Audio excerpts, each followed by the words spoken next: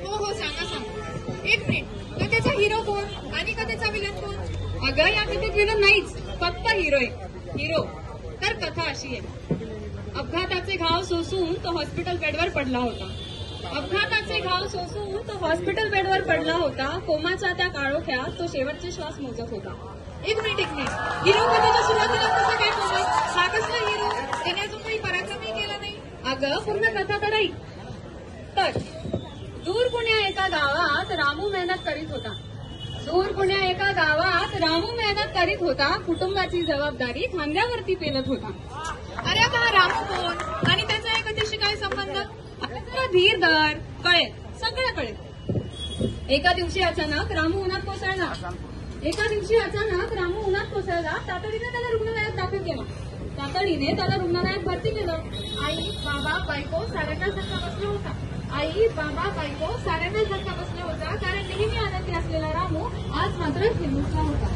Kidney fail झाल्याचं जेव्हा डॉक्टरांनी कळवलं तेव्हा मात्र कुटुंबावर जणू दुःखाचा आभाळच कोसळला. जे काही झालं ते वाईट झालं, पण आपल्या हिरोचं काय? तो का काहीतरी करत नाही?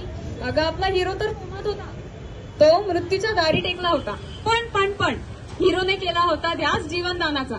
भरला होता अर्ज त्याने अवयवदानाचा. कारण निश्चय केला होता त्याने महादानाचा. हिरो देवाघरी निघून गेला, पण जाता जाता आपली किडनी दान करून गेला. आणि तीच किडनी रामूला मिळाली. शस्त्रक्रिया सफल झाली आणि हिरमुसलेल्या त्या चेहऱ्यावर पुन्हा आनंदाची लाट पसरली. अरे वा, आपला हिरो तर ग्रेट होता. म्हणजेच हिरो बनण्यासाठी पराक्रमाची नाही तर परोपकाराची गरज असते.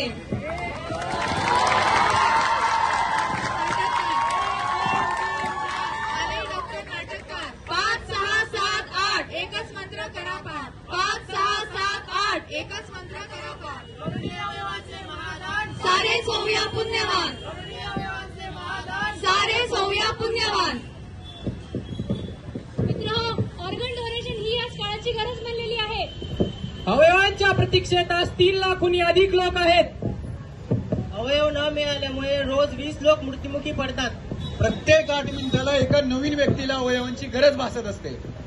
या स्थितीत बदल करण्यासाठी आपल्या सर्वांना समोर येणं गरजेचं आहे. एक व्यक्ती 8 अवयव दान करून एकाच वेळी 8 लोकांना जीवन दान देऊ शकतो.